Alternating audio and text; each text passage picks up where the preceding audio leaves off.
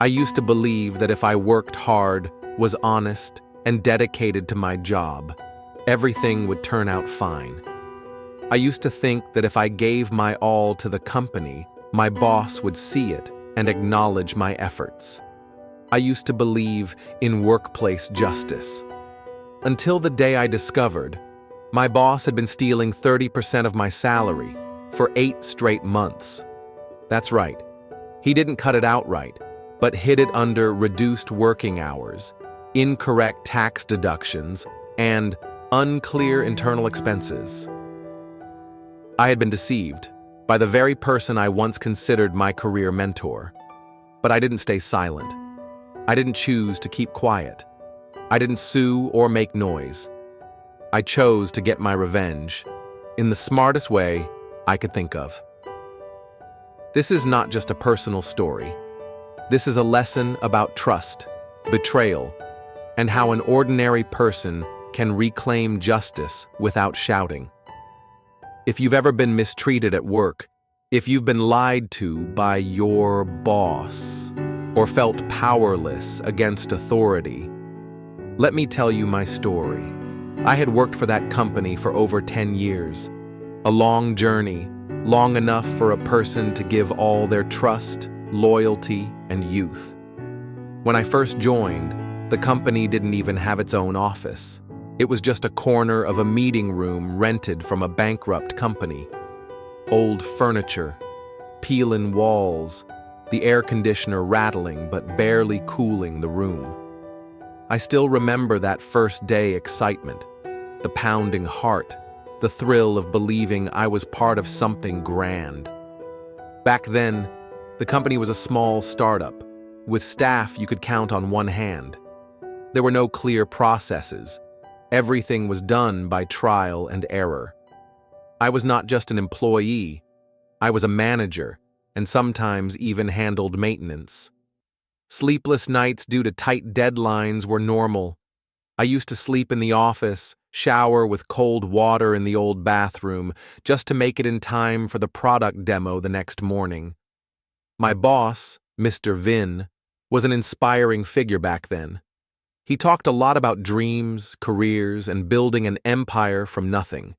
He never hesitated to praise me. "You are my right-hand man." Every time he said that, I felt more motivated. I saw him as a mentor, a brother, and sometimes a second father in my working life. I didn't just work for the money. I worked for trust, for the feeling of being part of something special. I overlooked the late paychecks, the unreasonable KPIs, the times the company asked me to hang in there a bit longer because things were tough. I pushed myself like a machine, hoping that one day, when the company grew big, I would be among those honored for their contributions. And then after more than 10 years, one chance encounter changed everything. That day, I accidentally ran into Trung, a former colleague who had left a few years before. We sat down for coffee, reminiscing about old memories. When I mentioned my current salary, Trang looked stunned. "Wait, what? You're still getting paid that amount? When I left, the boss said he would increase your salary long ago." I forced a smile, the kind of smile that hides embarrassment or perhaps tries to convince oneself. But inside, I felt like someone had thrown a bucket of cold water in my face. I tried to stay calm, nodding as if it was nothing. But inside, my mind was a storm. Part of me didn't want to believe it, and part of me felt my heart tighten. That night, I couldn't sleep. I dug up old emails, old pay slips, comparing each figure. And then, strange signs started to emerge. Some months, the transferred amount was less than what the pay slip recorded. Some months had temporary adjustments with no clear reason. I called accounting, the new accountant who had joined later, only to get a vague response. "I just follow the summary sheet from above." I began to grow suspicious. I called social insurance to verify my information. The response hit me like a punch to the face. The company registered your contribution salary as 7 million Vietnamese dong. It has always been that way. I was stunned. My actual salary, according to side contracts, verbal agreements, and my workload, was supposed to be double that. For 10 years, the company had only declared a fraction of it, while keeping the rest without notifying me, without paying insurance, leaving no trace. They had been skimming off my earnings, month after month, year after year, silently, skillfully. It was then that I realized why every time I asked about salary adjustments or reviewing my insurance benefits, Mr. Vin would brush it off. "I'll handle that. Just focus on doing good work." And I believed him, because I used to think that no one could betray an employee loyal for more than a decade. But I was wrong. It wasn't just about the money. It was a blatant betrayal. It was trust exploited in the cruelest way. I had worked tirelessly, sacrificing health, time, family, and youth, only to receive silent complicity, fake pay slips, and lies that had been carefully prepared for years. I stood before the mirror, looking deep into my own eyes. A man who thought he was building dreams, only to realize he was just a stepping stone for someone else's ambitions. A man who believed he was the right-hand man, only to be a disposable pawn. A loyal employee of 10 years, ultimately buried by the very company he once considered home. I couldn't sleep for several nights. My mind was spinning, my heart pounding, as if I had just survived a nightmare I couldn't wake up from. Every time I closed my eyes, I heard my boss's words echoing in my ears. The words I once considered genuine encouragement now sounded like pure deception. I felt foolish. 10 years of loyalty, effort, sacrifice, and trust, all for nothing more than being a pawn that was used and discarded. How many times had I questioned, why is my salary lower than expected? Зрение. Почему у меня нет четкого контракта, как у других? Swing. Why are my insurance contributions so low? But I brushed it all aside because I thought, my boss would never do anything wrong to me. I had defended him in front of others. I had argued with my own family just to protect this job. And now I felt like a blind fool willingly led into a pit.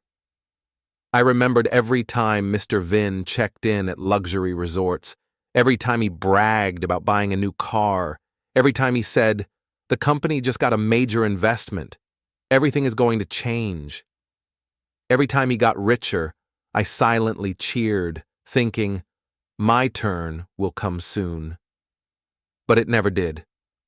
I was eating instant noodles to get by, drowning in rent debt, credit card debt, while he was living the life I couldn't even dream of, fueled by my hard work. I was angry, but it wasn't just about the money. It was about trust being trampled on, about loyalty being treated like stupidity, about kindness being ruthlessly exploited. I wanted to call him, to shout at him, to say everything that was boiling inside me. But then I stopped. I knew he would only laugh it off or pretend to be surprised. Oh, is there a problem? Zrenya, there must be some misunderstanding. People like him would never admit to their wrongs. And I wasn't going to waste another second arguing with someone who lived on lies. I needed another way. A way to drag the truth into the light, where there would be no excuses, no misunderstandings, and no way to deny it. I wouldn't get my revenge with screams or impulsive emotions. I would get my revenge with evidence, with strategy, with the kind of silence that makes him tremble, not knowing how much has already been exposed. I would take back everything, my dignity, justice, and the part of my life they exploited. Not out of hatred, but because I refused to be underestimated ever again. The revenge plan. I began collecting evidence, quietly. No signs of anything unusual. By day, I continued to work as if nothing had happened, smiling politely, submitting reports on time, still responding with, "Yes, sir," to every demand from my boss. But at night, I quietly went through every old file, backed up all emails, pay slips, and internal messages. I started recording meetings that involved salary discussions, role assignments, and those verbal promises my boss had once so confidently thrown around. I reconnected with a few former HR colleagues. I didn't pry too deeply. I simply chatted casually, reminiscing about old times, then slowly steered the conversation towards salary processes, allowances, and those strange deductions. I listened and remembered everything. I opened a new Excel file, completely separate from the company system. In it, I compared every figure I received with the information on my payslips and contracts. The discrepancies were as glaring as a slap in the face. Some months, I had been cut up to 20% of my income without any notification. Those responsibility allowances that were verbally promised never appeared. I knew that just my case alone wasn't enough. But if I gathered enough data and presented it logically, this could be a bombshell. I hired an acquaintance who was a corporate accountant, asked him for legal advice, and he was the one who informed me I could absolutely file an anonymous complaint with the tax authorities, social insurance office, and even the labor court. If the company was falsifying records, evading contributions, or committing fraud, the authorities would step in. And especially since I was an insider, the evidence I provided would be immensely valuable. But that wasn't all. I also knew that the company was preparing for its next round of funding. Series A, the one Mr. Vin bragged about as the big turning point. And to secure that funding, the company had to present transparent financial reports and clear legal documentation. Just one hole, just one anonymous complaint sent at the right time, and the investors would hesitate. All those unicorn startup dreams of his would crumble. I wouldn't need to show up publicly. I wouldn't need to make a fuss. I would just need to blow a gentle breeze, and everything would collapse. He wouldn't know who did it, and that would be the perfect punishment. And an action. I created an anonymous email account using a VPN to mask my IP address, registering it with a completely new address, one that couldn't be traced back to me. In that email, I attached all the documents I had painstakingly collected over the past few months.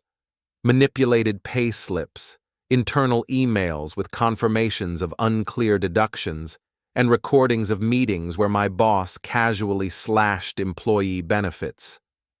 I sent the first email to the city's tax inspection department, along with a short note. XYZ company shows signs of tax evasion and false declarations of employee income. Please investigate the financial system, especially insurance and payroll records. The second email I sent to the investors, a venture fund from Singapore that my boss had bragged about as the company's lifeline. I didn't say much. I only sent one clear message. Before you invest, review the company's financial statements. There are signs of salary fraud that may affect the fund's reputation. I pressed send. Done. I didn't expect anything. I didn't even hope for a response. I just returned to my normal life, arriving at work on time, submitting reports as usual, still greeting my boss with the same familiar smile. I knew things had already started moving, and I didn't need to do anything more.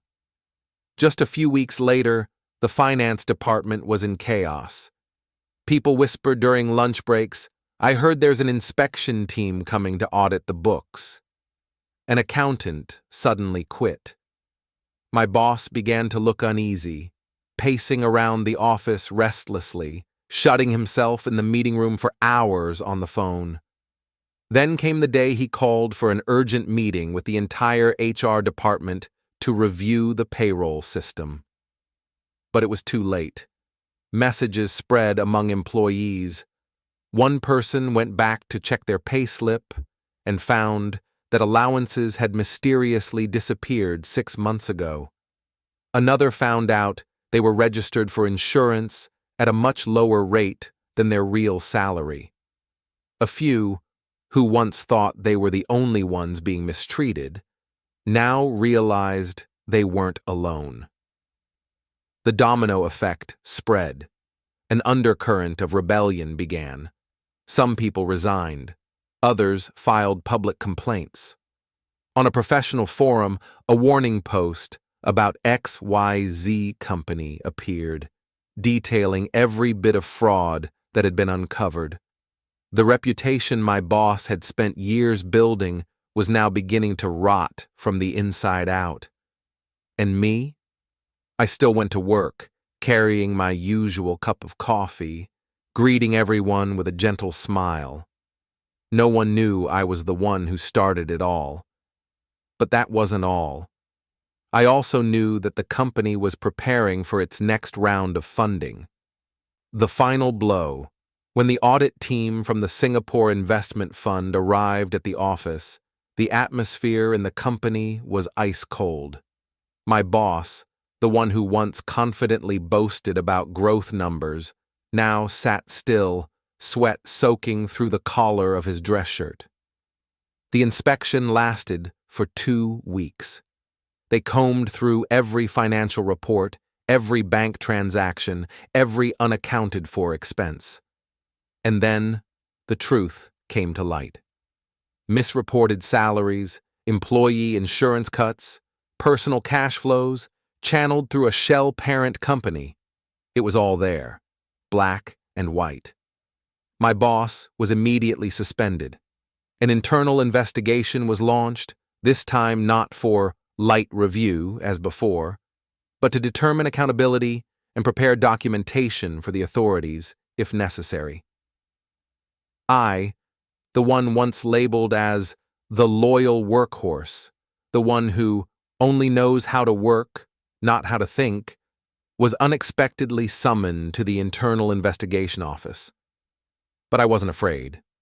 I went there calmly, presenting each piece of evidence, emails, pay slips, recordings, cross-references with insurance and tax documentation. I didn't lie. I didn't need to explain much.